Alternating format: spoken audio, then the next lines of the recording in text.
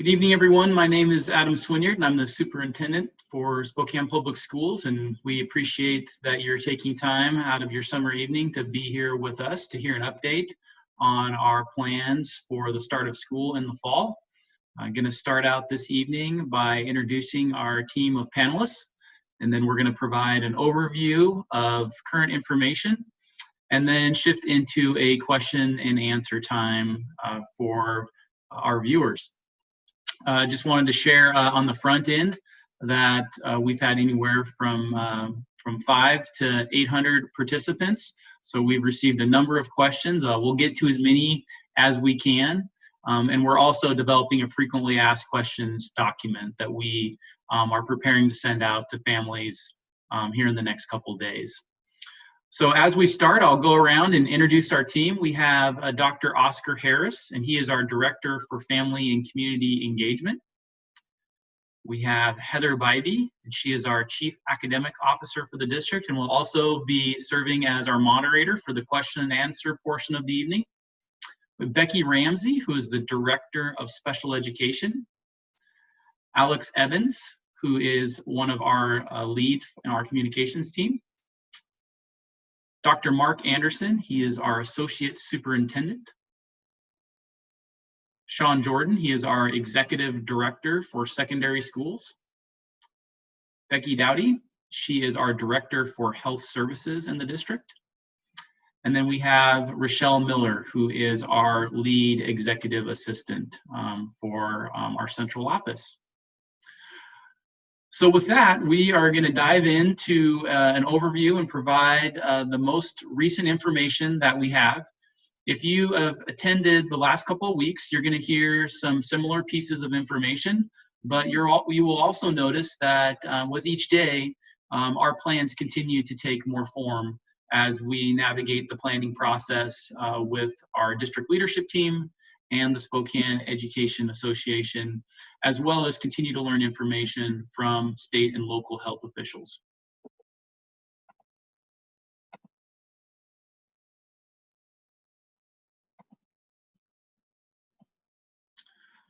So with that, Dr. Anderson is going to start by sharing the process that we have gone through over the spring and into the summer months to prepare for multiple eventualities, knowing that the context and the manner in which we start school in the fall has been very much in question.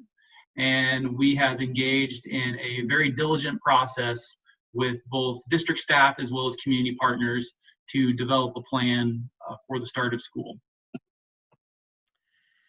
Well, good evening, everyone. We have had almost 150 staff, both teachers, support staff, school administrators, parents, as well as community representatives serving on 9 subcommittees that have been working specifically on things like safety and operations of our schools, elementary educational model, the secondary educational model, special education services, English language development services, the full distance learning option online, intervention services for kids, technology for students and access, and then finally athletics activities. And each of those subcommittees have been reporting their recommendations to a leadership steering committee made up of community members, staff, parents, our education association, Dr. Bob Lutz, our Spokane County Health Officer, school board, and our superintendent, Dr. Swinyard. So that's lots of people have been working to figure out how we're going to continue offering a great education for students, regardless of what mode we're in and what a health officials, once they tell us and give us guidance. So the process has been that the subcommittees have been working weekly, and they have been providing weekly updates and recommendations to the steering committee. And then we have been engaged the last few weeks in working with our education association partners in developing a memorandum of understanding of how our employees will work in implementing this reopening plan. Our goal is to have that plan finalized and presented to our school board by August 12th.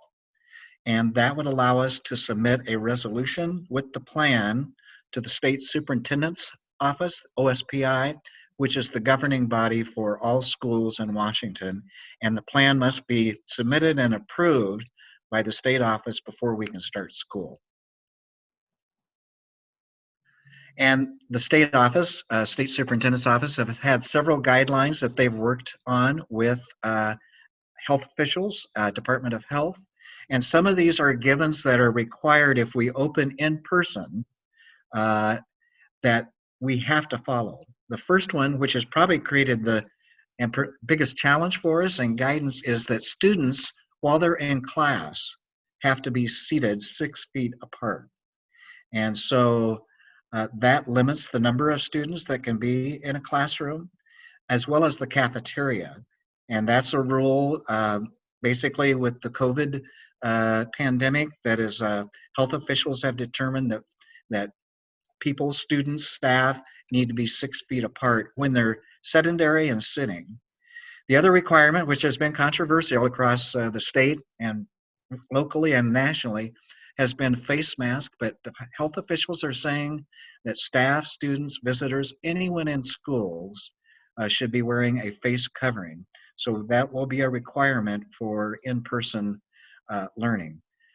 We did get a request accepted by the Department of Health to allow our instructional staff and certain students who can't wear masks to wear a face shield and for our staff, that's while they're instructing. You can imagine a kindergarten teacher trying to teach students how to form letters and having a face covering on and the students not being able to see the teacher's face. So we are buying face shields for all of our staff. Once staff is finished instructing and they're getting closer than 6 feet to students, they need to put on their face covering, either under their face shield or take their face shield off. Hand washing is another area that is a requirement. We will be doing that frequently with our staff and students as they enter school, before recess, after recess, before lunch, after lunch, before they leave the building. We'll have hand sanitizer available in every classroom and in spaces throughout the schools. Screening. The Department of Health is requiring that everyone who comes into a school facility go through a screening process, including verifying that their temperature isn't over 100.4. And we are working on an app that can be put on a phone or a laptop so that parents and staff can attest that they're not sick, that they have a temp that's less than 104 before they come to school. And then finally, transportation. The rules are a little different for transportation. We are able to transport students on a bus and not have them 6 feet apart. Our own guidelines that we're going to be following is students will wear masks. We'll provide a disposable mask if a student shows up to ride the bus and is not available or does not have a mask. We'll seat students at the most 2 students per seat. We'll try to do 1 student per seat. And as you'll see later, some of our plan for alternating schedule will have less students coming to school on the bus each day. So we feel confident that we can safely transport students to and from school and to activities. And we will be sanitizing buses and disinfecting them 3 times a day, in the morning, between runs, and at the end of the day before the activity run. So those guidelines are kind of key essential health guidelines that we have to follow for in-person instruction. So the current information that we have that is further guiding our work is that our school buildings will open based on guidance from local and state health officials. So those are the conversations that we have been closely monitoring and have been in the conversations, following those conversations in a manner that is going to best put us in a position to respond. We will make our decision based on their guidance from a public health perspective on when we can open our school buildings. We are anticipating guidance from health officials that includes reopening criteria in the coming days. So we are eager to get that information We recognize that families, staff, students want to know the plan and want to know what it's going to look like when school opens in the fall. I will say that with each passing day, I am less and less optimistic that the guidance we receive will enable us to open our buildings. We desperately want our kids back in our schools for in-person instruction. We know that's where the most effective teaching and learning happens. We know that our schools are a hub of support, intervention, and services to our families and students. And we are so eager to continue our mission of serving families in the way that we're accustomed to. Based on the local context and based on the information we're hearing, we're becoming less and less optimistic. As we follow those conversations, we're developing plans for multiple scenarios. So we are coming up with a plan for if our school buildings can open, and we are coming up with a detailed plan if our buildings are not able to open. Knowing that either scenario has significant impacts to students. If we open, it's not going to be similar to what we're accustomed to. It'll be different, and there'll be hard challenges to get accustomed to. Dr. Anderson mentioned transportation, making sure we do that safely, students wearing masks. We'll talk about specific grade levels that will be on rotating schedules. So if our buildings open, it's going to be difficult and challenging, and we are all imminently aware of the safety challenges related to the spread of COVID-19. And if our buildings are closed, there are significant impacts to our community and to our students.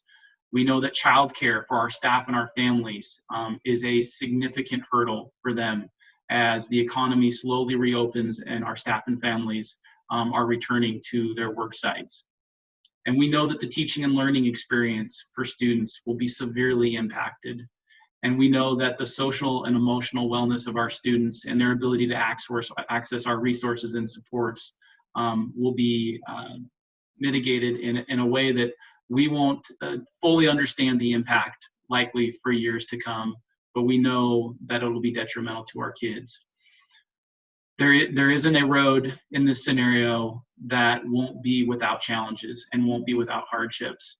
And as a community, our hope is in coming together, staying positive, looking to understand the perspectives of others, doing whatever we can to keep our kids safe, keep them healthy, keep them learning.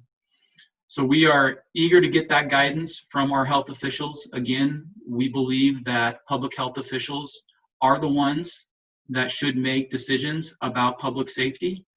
When we get that guidance, we will be communicating out in very close succession to any announcement to let our families know whether our buildings will be open or closed, and then providing additional details about what that model will look like for our students.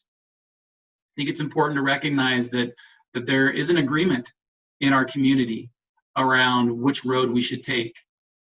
We have members of our community that think our building should open, and we have members of our community that think our building should close.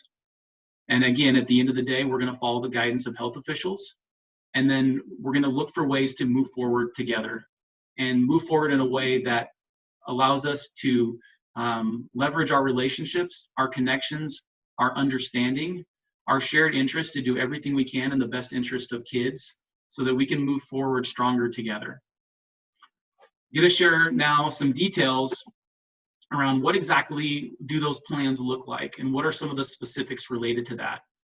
As Dr. Anderson mentioned, we have gone through a copious and detailed process of planning what these models will look like, and have brought many experts to the table that have brought both a local perspective, a regional perspective, a national perspective, and a global perspective about what is the best way to serve students in this current reality that we're facing.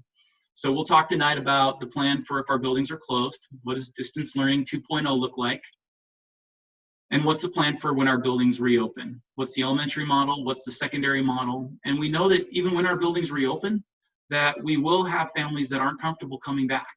And so there'll be an option for them as well.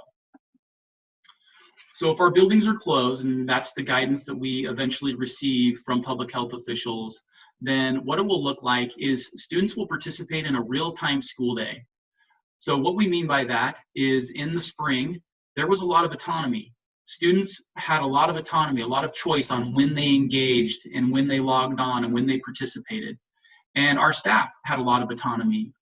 Outside of a weekly live meeting of 30 minutes per course or grade level, there was a lot of choice. And our updated plan has much more structure and routine. And we really believe that structure and routine is important for kids. Building those habits, those daily practices. We think that's important for them to provide support. Both our kindergartners and our seniors, the K-12 grade span, they all benefit from routines and structure. We know that routines and structures can sometimes make it hard for students to engage. They might have barriers at home that make that a challenge. And we'll be working with our counselors and our intervention staff to come along and support them. So there'll be an identified school start and dismissal time. So in a very similar manner of a typical school day, school will start at a set time and school will be dismissed at a set time. There'll be a specific schedule for each period and subject. An 8th grade student will have a set time for first period, a set time for second period, a set time for third period. Elementary students will have a set time for when they're going to work on ELA, when they're going to work on math.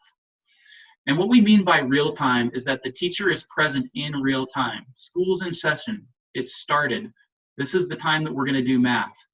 And that real-time experience will be a blend of live instruction, group work, and independent activities. An example of that might be that at 10 o'clock, your 5th grader is scheduled to start math. And the first 10 minutes could be a live session where the teacher is providing direct instruction. And then the teacher might release the student into a breakout room and monitor the work of a small group of students on a topic. Or the students may be released into some independent activities. And then at the end of the lesson, potentially the last 15 minutes or 20 minutes, the teacher would bring everybody back into live instruction to process a reflection, review answers, clarify misconceptions, and set up the lesson for the next day. Again, routines are important, habits are important for kids, and it's hard. I experienced that myself as a parent, building routines, finding ways to help my first grader engage in this. It was really challenging. And there were good days, and there were some really hard days. And there were a lot of tears this spring. And this is going to be hard for our family if this is the road we have to go down. But we can get through it.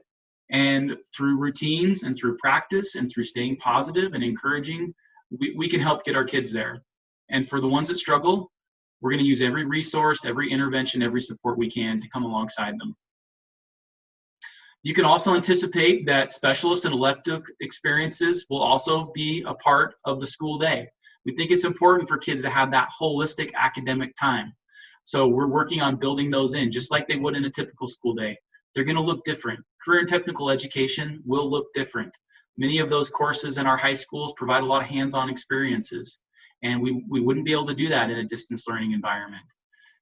Health and fitness at the elementary level, developmental music, those are going to look different, but we've got incredible teachers that are working hard and are being creative to come up with ways and ideas to continue to move kids forward in those content areas. There'll be set times for intervention and support, as well as set times to contact teachers where you can expect that they're going to be available to take your call or answer your question. We will use Microsoft Teams as our district-wide digital platform. That was one of the areas where we received a lot of feedback from families. Probably the primary point of feedback from the spring was too many different digital tools, too many different curriculums. And so we'll be using Microsoft Teams as that one place for kids to go where the teaching and learning experiences will be facilitated.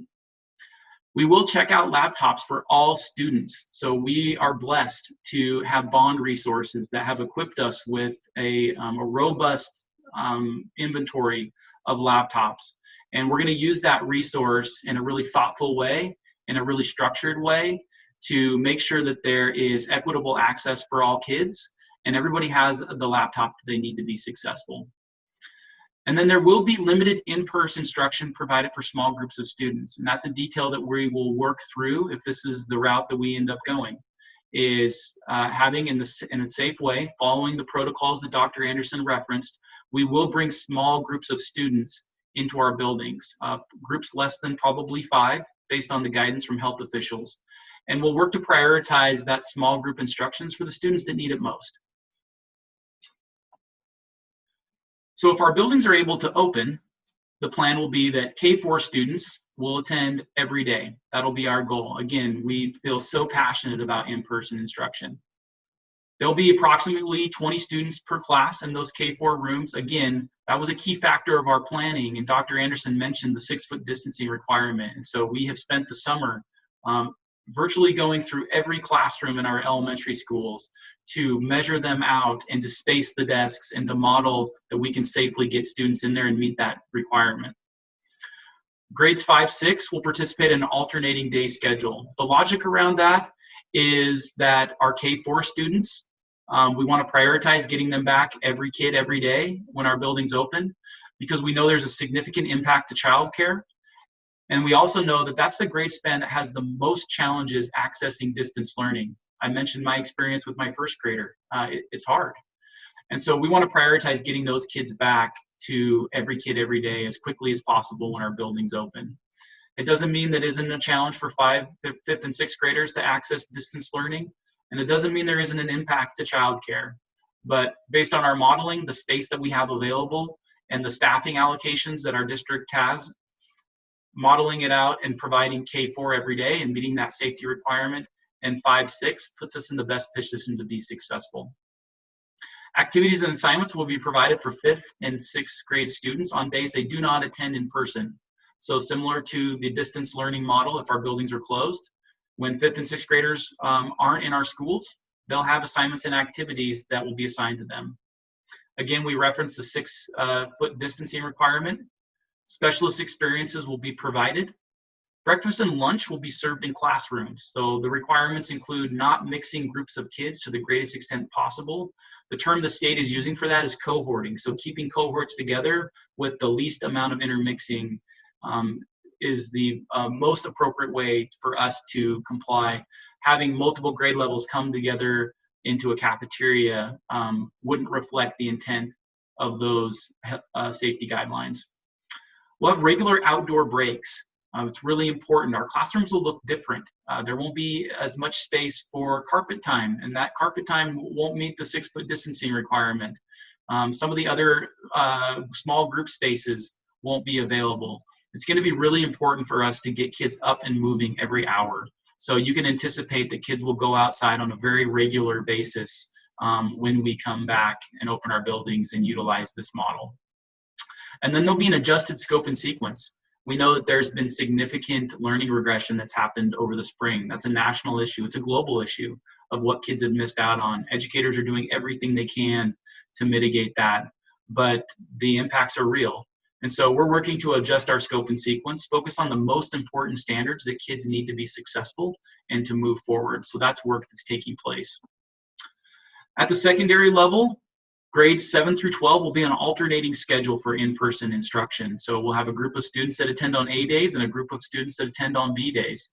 The logic behind that is because of the size of our middle and high schools, the number of students makes it very difficult, virtually impossible for us to meet the safety guidelines that have been outlined by the state. The 6-foot distancing requirement in classrooms, just by the nature of the number of students that attend and their physical size, makes that really problematic for us to implement. And so that's why we're moving in the direction of an A-B model for those grade levels. There's almost 2,000 students that go to Lewis and Clark High School. Just getting that many students into the building and maintaining 6-foot distancing would be really logistically challenging. Activities and assignments will be provided for students when they do not attend in person. So similar to elementary and similar to our full distance plan if our buildings are closed. Again, the 6-foot distancing is a key factor. We will use a consistent digital platform similar to our other models. We'll leverage Microsoft Teams. CT and elective courses will be provided, and as I referenced before, they'll look different, they'll need to be flexible. And after-school activities will be provided when possible, and you'll hear more from Sean Jordan about that in a minute. And then if our buildings are open, I also mentioned that we will have an option for families that don't feel comfortable coming into our schools. Even if we get guidance from health officials that say we can open, we'll still have families that aren't ready to take that step. And we want to make sure that they can stay in our district, that we can stay together, strong, connected, and they remain in our district so that when they're ready to transition back to their neighborhood school, we can make that as smooth as possible. So in a very similar way, it'll be a real-time experience with a teacher live and facilitating. It'll be a consistent school day with an identified start and dismissal time, specific time scheduled for each subject and period. Specialist and elective experiences will be included. And again, it'll be a consistent platform. And for this particular program, it'll be Microsoft Teams or Blackboard. We already offer a vast majority of our secondary courses on the Blackboard platform. We have Spokane Virtual Learning Academy, which is something that many of our current students use, as well as we contract with many districts across the state that use our curriculum and our platform because of its quality. And so there will be a use of both those depending on grade level and course of study for this particular option. And then a question we've received a lot about this is, well, what happens when my student's ready to come back? And our goal will be to accommodate that request to the greatest extent possible, with the understanding that we'll accommodate it as space is available. So as soon as we can, when a student wants to transition back to their home school, we want to make that a reality, understanding that we'll do that when there's space available. And so if there's a seat, we will give it to that student as quickly as we can, but there may be cases where families have to wait until either enough students have transitioned from the at-home model to our neighborhood schools, or a student moves or relocates and a space opens up. So with that, Becky is going to talk a little bit now about special education services within this context. So our overarching goal is to continue to provide that continuum of special ed services that meet the individual needs of students and families. Knowing we very likely could be in a distance learning environment, we're going to still offer services via remote services. So we can do teletherapy online to get those speech and OT and PT services. Academics would be delivered by their special ed teacher. And we want to prioritize in-person services when it is safe to do so.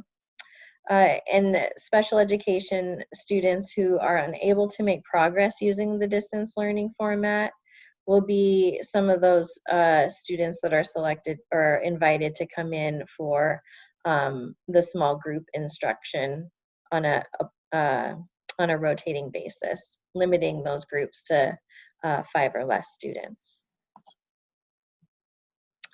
And then with all the uncertainty, one thing that's going to be really important is that every student has an IEP meeting before school starts. So you'll be contacted by your student's case manager, and families and teachers will go over the options that are available and make sure that we are doing all that we can to meet your child's needs.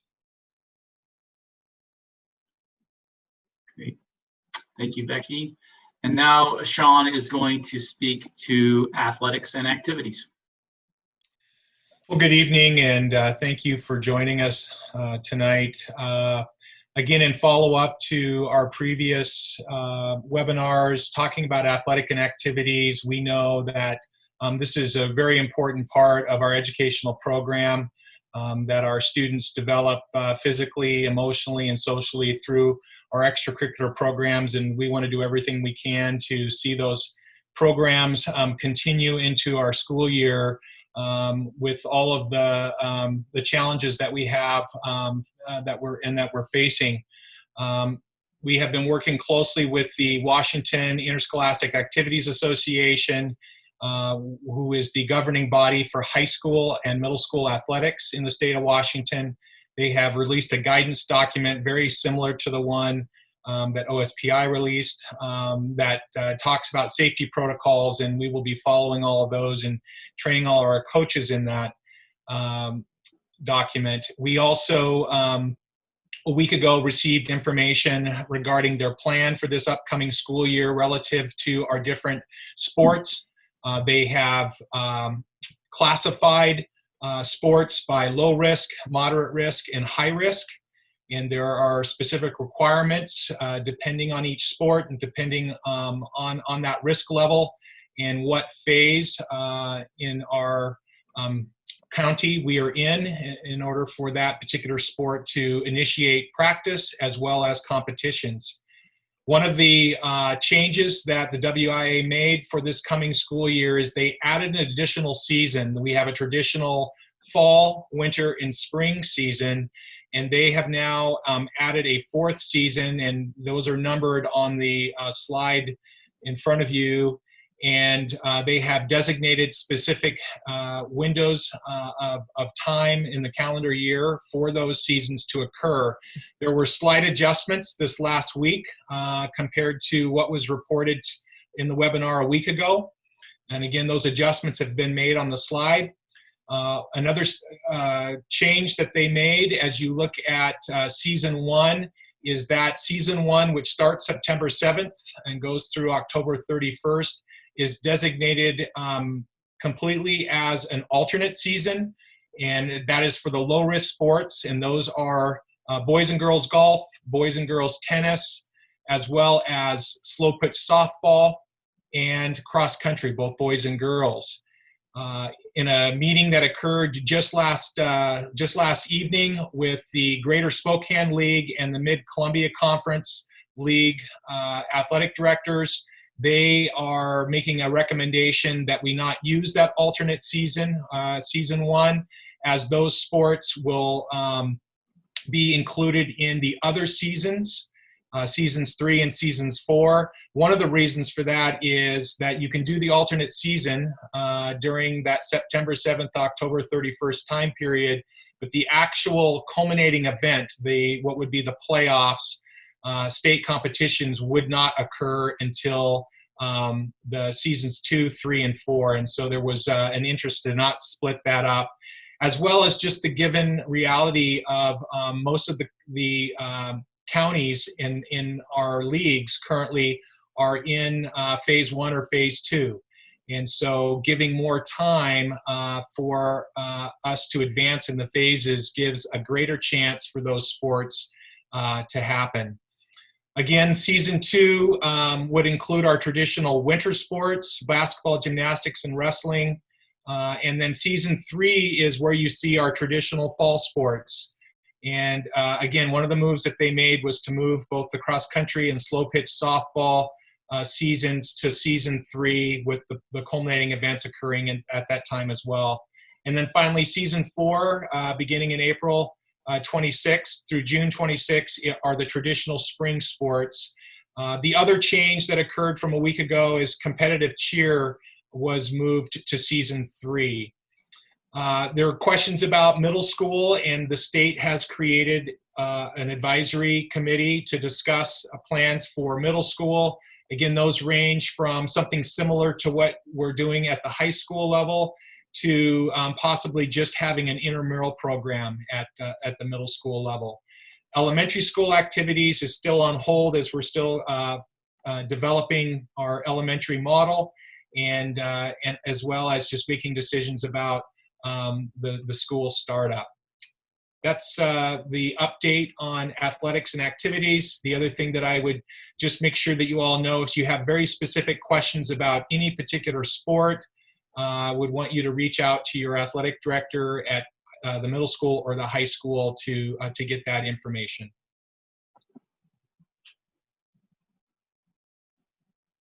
So we are planning and already are working on, once we have finalized the plan, which, as I mentioned earlier, we definitely want to have done by August 12th.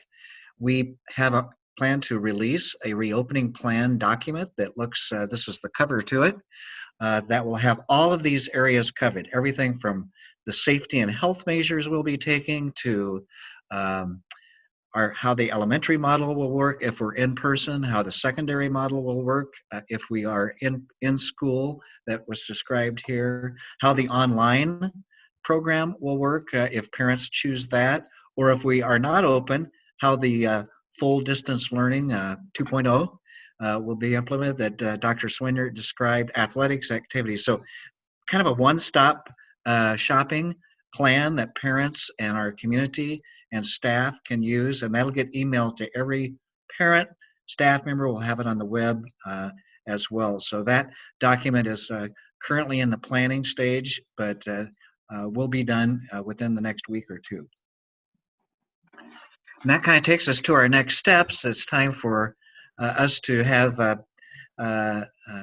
questions and answers at this time. Heather's going to facilitate that, but our task forces are continuing to work. As Dr. Swinyer said, we're continuing to get guidance from health officials, and we think we'll probably get some significant guidance within the next week. We are hopefully finalizing our discussions with our Education Association partners as the plan comes together. And again, as I mentioned, our goal is to have that plan finalized, approved by our board here in August.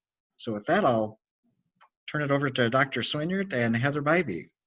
And as Mark mentioned, our goal is to get this plan out as soon as we possibly can. The most significant piece of information that we're waiting on at this point is those guidelines from our public health officials on what the criteria will be for opening school buildings or whether they should be closed. Once we receive that guidance, then we'll be moving really quickly to get this planning document out to the community. You've heard the overarching concepts and some of those specifics this evening. And then as Mark mentioned, that document is really intended to be the one location that our families and staff can go to read through the wide range of details that have gone into this planning process.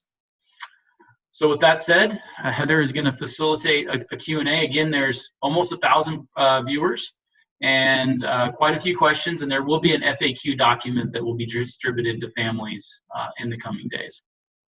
Well, I was scrolling through to see what would be the best question to start with, and I think you were going there. Amy wants to know, when is the latest as a family that they will hear if we're in full distance or not, because of the planning it takes to navigate those decisions as a family unit? Yep.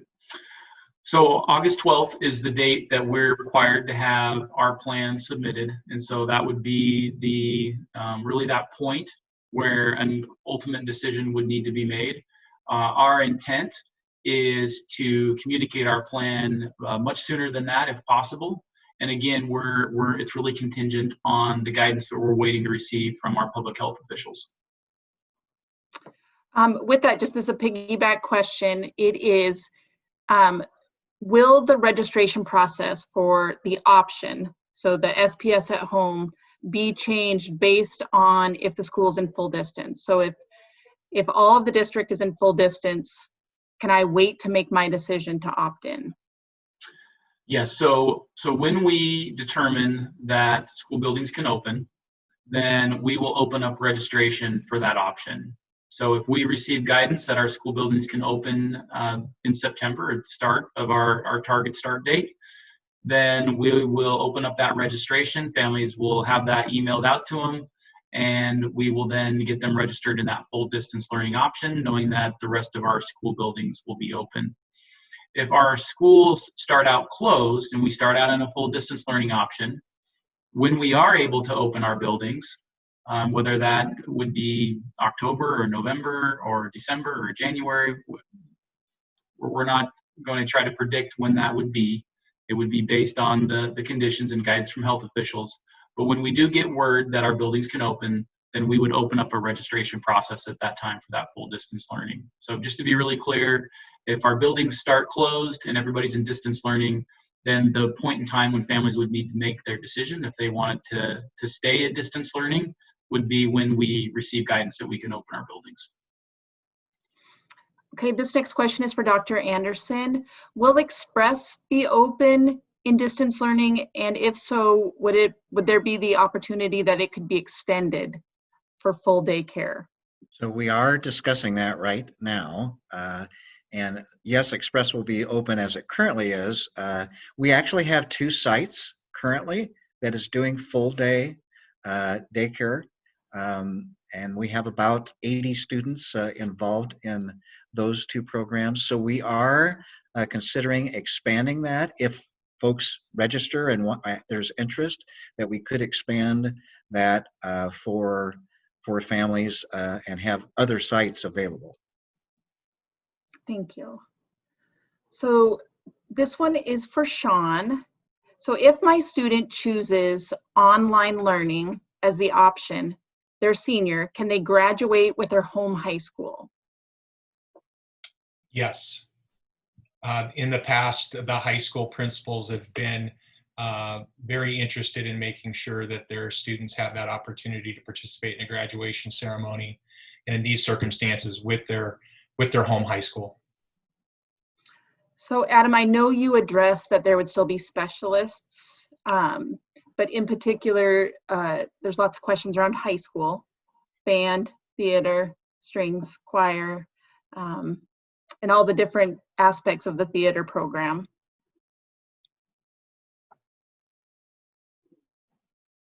Yeah, so we're going to do everything we can to provide those types of experiences for kids. We're not going to take them out of our programming, but as we mentioned earlier, they're going to look different. So it could be that if students are in an in-person instruction for band, that they're spending that time talking about music theory and some of the attributes of best practice and some of the historical context, and listening and identifying rhythms, so that when they are able to take out their instrument at home where they can safely social distance, that they can engage in that practice. So our teachers, again, they do an incredible job. They're creative. They've been thinking through this, reaching out to colleagues to come up with a really thoughtful way to safely continue to move kids forward in these areas.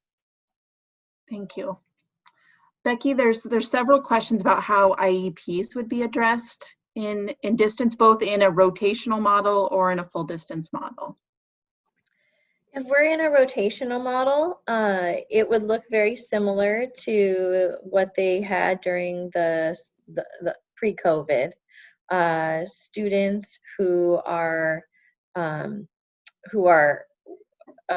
a AB rotation could access school on their home day if that's what the IEP team determined. In a distance learning scenario, it would mirror what they have if they were in school, just virtually. So a student in one of our specialized programs would receive the real-time instruction from their special ed teacher. And then if they had OT, PT, or SLP services, those could be scheduled just like they would at school, except virtually. As mentioned before, if you have a student who has an IEP and they're not making progress with the distance learning, there is opportunity for them to come into the building and receive some in-person time to get that face-to-face interaction. We know there's lots of students that the virtual environment is just not conducive to where they're at. So that's going to be an important piece. And then I know there were also some questions around assessments and evaluations. And so right now, under that same guideline of 5 or less people, we should be able to bring students in to do that testing for the evaluations as well. Thank you. Dr. Harris, there are questions about supporting families with school supplies. Are we partnering with the community in ways to support families? Definitely, Heather. Thank you. And I think for our families in particular, one thing that I will continue to echo is that we are so fortunate to be in a community that wraps around their own to a great degree. And so we have community organizations that have already started donating to specific schools. So if a family in particular, or if you know of a community organization that has an interest in donating back to school supplies, which will definitely include PPEs and various type of protective equipment that students may have need of, please reach out to us, call us as a district, or you can reach out via email to us, and so we can do that. But what we are right now is that we are having organizations that are donating. I mean, we have several entities that have adopted schools and are planning to be dispersing back to school supplies and et cetera. So please reach out to us. But yes, we are looking to work with our community at large on being able to support our families with back-to-school supplies. Thank you. Dr. Swinyard, there's questions about how we're supporting teachers prepare for the fall to give students the best experience possible.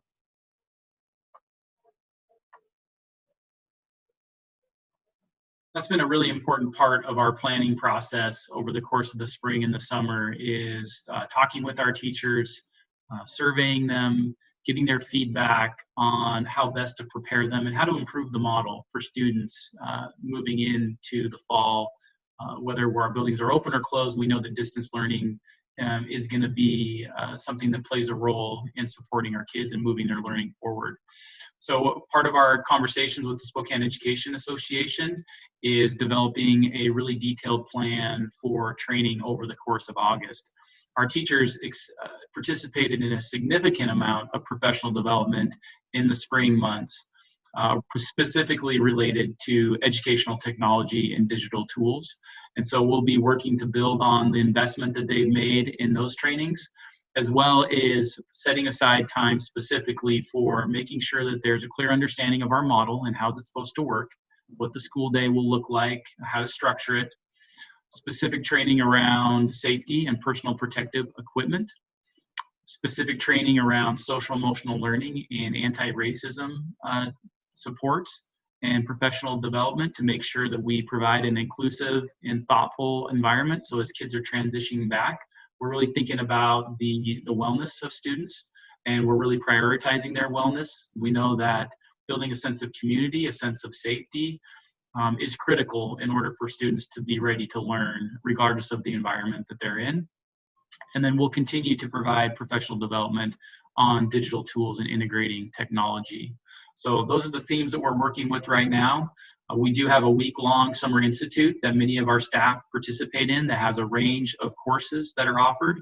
And then in the days leading up to school, we have a number of set-aside dates where staff will be participating in those trainings to make sure that there's a consistent message and there's a consistent opportunity to make sure that everyone is in the best position to be successful. So another theme I'm seeing is around testing. So in terms of Smarter Balanced, AP, SAT, what do we know about what those large-scale assessments will look like next year? Well, as many of our families are aware, the Smarter Balanced assessment was canceled last spring, and there is a request from the Superintendent of Public Instruction, who leads our state agency for K-12 schools, is pursuing a similar request to the federal government to receive additional flexibility related to assessment. So there are many details we don't know about that. We're still waiting to find information out about the SAT and AP testing.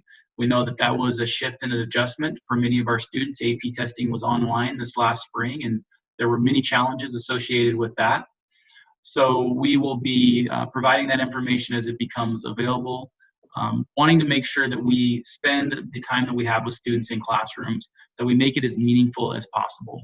And we will be very diligent about making sure we're focused on the most important standards, and we're assessing students in ways that is thoughtful and is reflective on best using their time and putting them in a position to pursue whatever type of post-secondary experience connects with their dreams.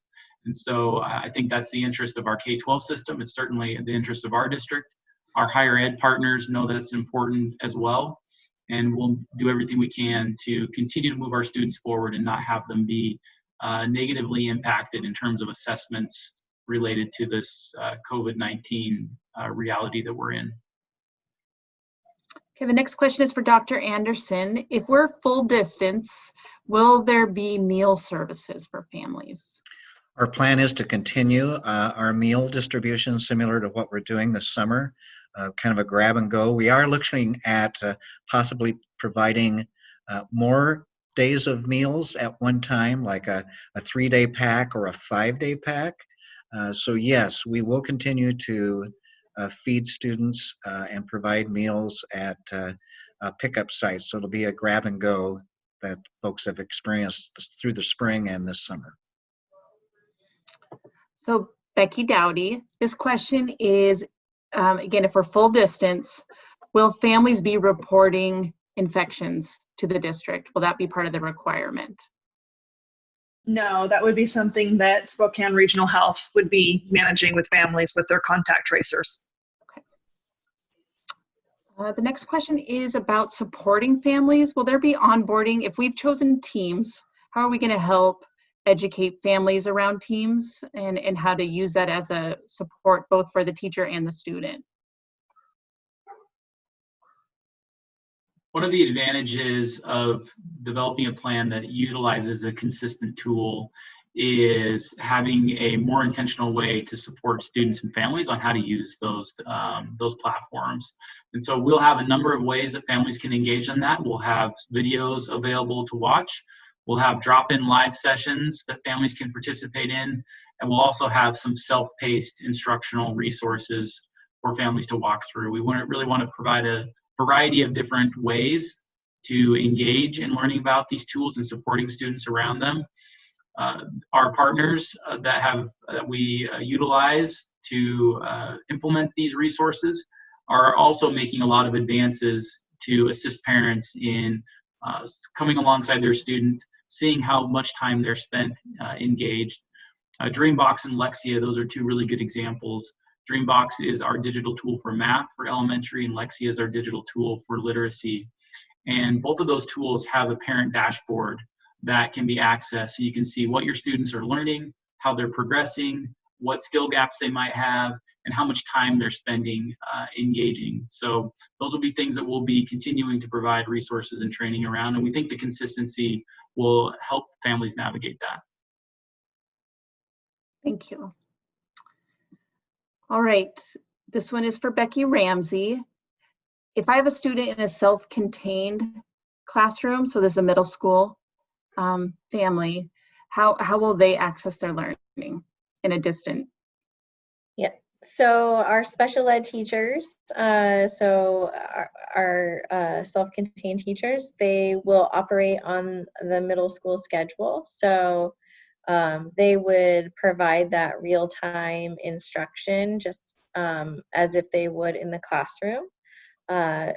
Recognizing that many students might still need, again, that face-to-face time, there will be time during the day where there'll be opportunities for students to come in and get that in-person instruction. But just as a 7th grade English teacher will provide virtual instruction, so will the special ed teacher. Thank you.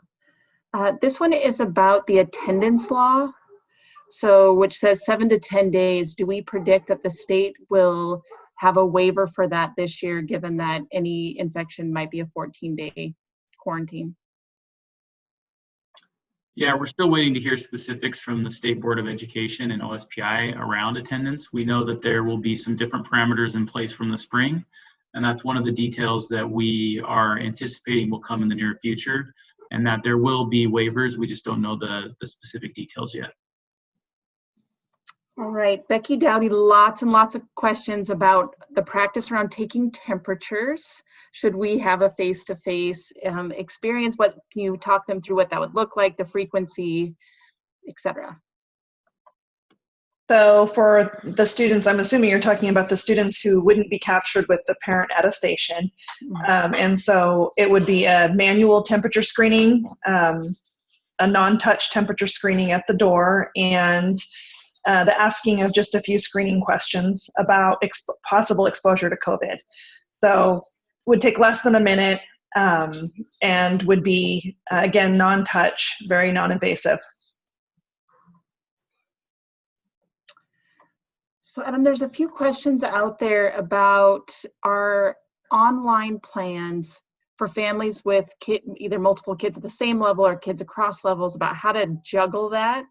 And if we've built in any structures that could help families. Well, it's one of the reasons we want to provide a laptop checkout for all students. And so if our buildings are open, we need every student to have their own device because they can't share equipments in our schools.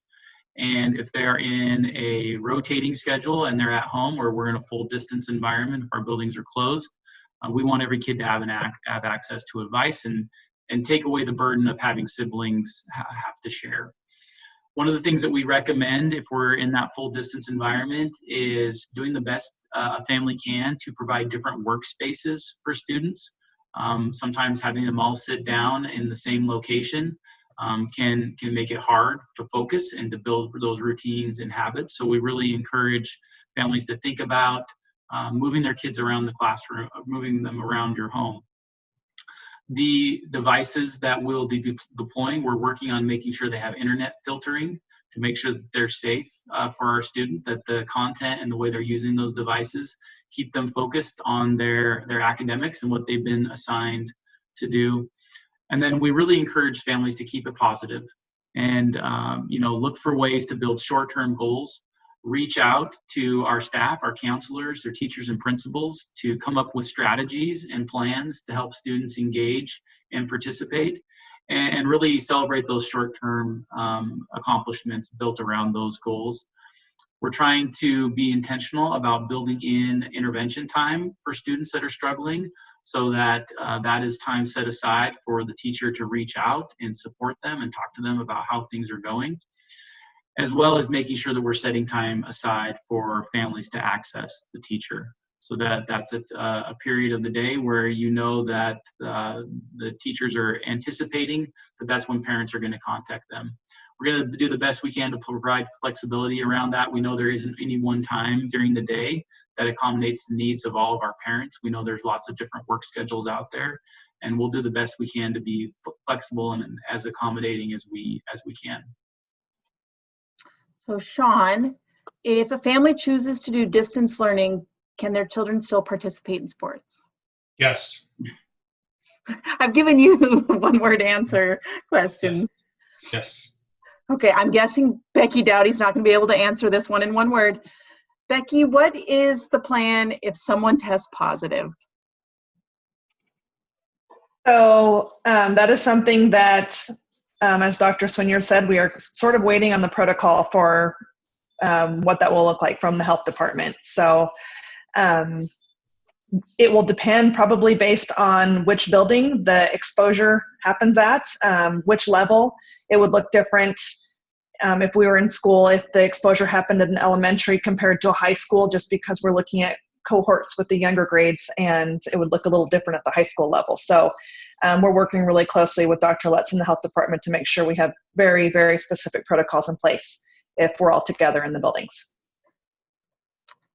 Dr. Swinyer, lots of questions about technology, and will families have access to computers again, or if they're an incoming kindergarten family, will there be a way for those families to check out a laptop? Yeah, so our plan is to have a checkout process for all students K-12. So every student will have a laptop, their own device checked out to them for them to use at school, or if we're in a full distance learning environment, for them to take home. So that's a commitment we've made. We've invested a significant amount of time over the summer planning to implement that. We're fortunate that we were 2 years into a one-to-one initiative in our classrooms. So many of those protocols and devices and resources and infrastructure was already in place. And now it's a matter of shifting from a checkout by request. We checked out over 8,000 devices over the spring to families that needed that. And now we're shifting to making that available to and encouraging it for every family so we can have that consistency. Okay, the last question, maybe it got my heart a little bit. It said, what advice would you give about letting your student know if the district makes the call to be full distance? Like, what does that conversation look like as a family? Yeah, I think we're all grieving right now. Things are going to be different no matter what. Whether our buildings can open or whether our buildings are closed, we're all grieving. And it's hard for teachers. It's hard for our administrators. It's hard for our students. And it's hard for our families. And, we have to talk about it. And we have to talk about it with each other. We have to talk about it with our students. And we have to recognize that we have the responsibilities as the adults in our community to do everything that we can to come together and to not look for ways to separate and look for ways to come together. so that we can support our kids and give them the best experience possible. And one of the things that we've said a lot through this is you only get to be a sixth grader once. And we want to make that experience as best as we possibly can for our kids. We desperately want our kids in our buildings. We desperately want to open our schools. And we will do that when we get guidance from health officials that that's safe to do. Again, we recognize that people don't agree. Even just in this webinar tonight, when you look at the questions, there is an agreement on this issue. There is an agreement about the science. There's varying opinions. And at the end of the day, as a school district, we're going to follow the guidance of our health officials. And we're going to look for every way we possibly can to come together and unite as a community in the wake of the most significant crisis that many of us have ever faced or will ever face. And so now is the time for the adults to come together for kids. And we'll have to be empathetic, and we'll have to be willing to be understanding of other people's perspectives in the spirit of providing a positive and successful school year for our kids, doing everything we can to make it as typical as possible, knowing that the realities of that are going to be really hard. So talk with your kids, process with them. You know them best. Some are going to need more details than others. But really have that conversation and look for ways to process with them. Reach out to us if you need strategies or ideas of how to do that. Dr. Harris is a great resource. Becky is a great resource. We have an incredible student service team. Our counselors are amazing. Reach out to them. They're eager to give you ideas and suggestions on how to process this with your student. And they're going to grieve. And they're all going to deal with it a little bit differently. Some of it you're going to see, and some of it you're not. But the important thing is to watch closely, to talk with them, and to really be an active participant in helping them process through what next year is going to look like. Thank you. I see that I have 468 unanswered questions. So know that we look through all these themes and include them into our FAQ that we're building. So just that there was no way to facilitate 700 plus questions. So thank you everybody for their time. Yeah, thanks for being here. And we will continue to offer webinars every week. So some of the information you hear will be the same. Some of it will be new, and we'll keep updating it. And please watch your email closely, watch our website, watch our social media feeds, and we'll keep you up to date on what's happening. So we appreciate you being here. Again, we apologize we couldn't answer every question. We will get out an FAQ in the coming days. And have a good evening and be well.